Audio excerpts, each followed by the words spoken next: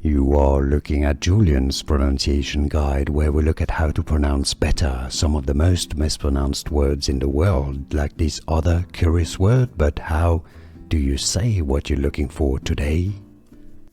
Let's learn how to pronounce this word in French. From French, this is the plural of the word, and it's pronounced as chapeau. The X at the end is silent, so don't worry about it. It's chapeau, not chapeau. Chapeau. Chapeau is how you say hats, plural of hat in French. French pronunciation, chapeau.